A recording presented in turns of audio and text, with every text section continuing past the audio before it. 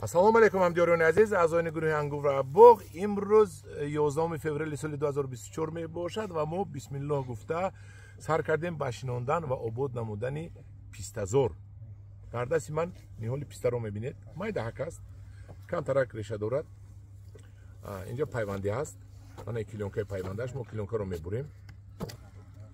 کلونکه رو بریده میگیریم پیش از شیناندن و بعد شروع میکنیم به شیناندن. برای شیناندن چیکار میکنیم؟ ما چخوری میکنیم. چخوری که گیردش 50 با 50 و 50 به 60 و اینجا پرو میریزیم. پرو ریزید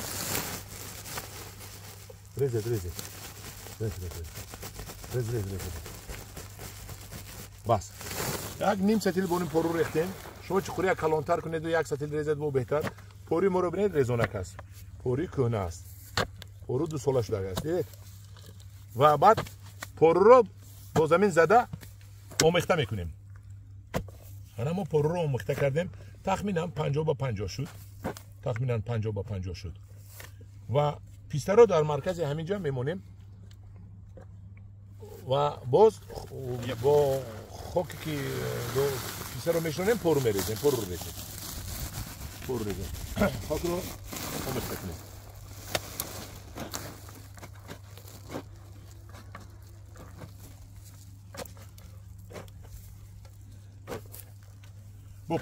بپرریز تمام.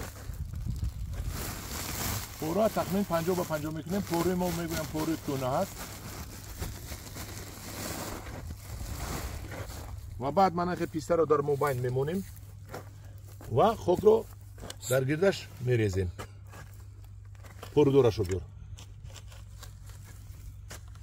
چخور تر میشونیم. همین پیوند همین قدر بیاد بس. بیار خاک بیار. بیار کن دیگه. همون خاک رو کشتی بیار. ریشه و علفا رو گرفته میپرتویم. نخیل. اونم بیار. من شیناندیم و بعد گردش کمی سو میزنیم که همین هوای همین بروید. ما امروز فرصتی آب ریختن نداریم. اینجا البته یک 2-3 سطل آب ریختن در کار. ما آب رو میریزیم امروز یا که پگاه آب رو حتما میریزیم. ما فرصتی آب ریزی نداریم و همین خیل ما همین باغم رو پیستزور میکنم. خدا خواهد اگر خدا عمری ما رو دراز کرده باشد 2-3 سال پس ما هم پیسته رو و شما خدا خواهد نشان میتیم چقدر بلند شدگی و علاقه پربار شدگیش رو نشان میتیم. نو گفتن امانت هم دارون عزیز که امسال یک برادر بسیار من زنگ زد پیش من آمد که به من پیسته بیار من نصیحه میگیرم. حجت های باغ آورد. من حجت رو نگرفتم و بعد همین 4,500 زور کرد که 4,500 دانه پیسته بیار به من نصیحه. هرچی من 4,500 نآوردم یک 2,500 دانه تا 3,000 آوردم که وای برادر ما گریخت. از فکرش گشت و دیگر نه تلفن میگیرد نه تروبکم جواب میده. چی گریخت و من پول رو در ترک دادگی هستم به مبلغ 20,000 دلار. از سوختم چیکار کنم؟ با قرضدارم شدگی هستم. با شرافتی هم خیلی گوجگرو از کنی نمک نامش نمیگویم. انا کن من به شما پیشنهاد میکنم که کدام 20,000 کدنی هست من میتونم با آنها با طور نصیحه با مدت 1 سال تیم، لیکن اول یک مقدار پولش رو میدید بعد در دوام سال موندگی پولش رو وابسته از چسبیدن پیسته حساب کرده پولش رو میگیریم. همداران عزیز کدام پیسته کردنی هست مراجعت کند. 2,000 دانه زیادتر بگونم دارم و با شما یک شرطنامه میبندیم. وطن رو آباد میکنیم. وطن رو آباد میکنیم و با کیسه خودتون میکنید. با فایده فرزنداتون میکنید. همداران عزیز هر یک کسی ما اگر 2 تگی 4 تگی 5 تگی پیسته شیناند تاجیکستان پیستهش زیاد میشد. پیستزور میشد.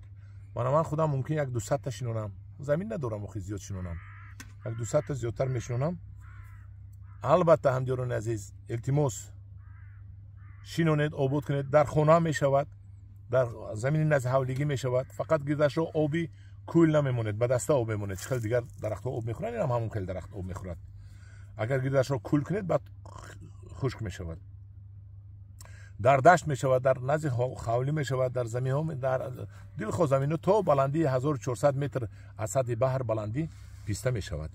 پیسته نرخش 120 سومونی نهولش موده دارد. در 10 دانه یک تا نر میگیرید و اگر زیاد گیرید از 100 دانه زیاد با ما ارزان میکنیم، با زیاد گیرید دو ارزان میکنیم. خلاص گپ همدیگران عزیز، حاضر وقتی همین شنودن نهول میباشد.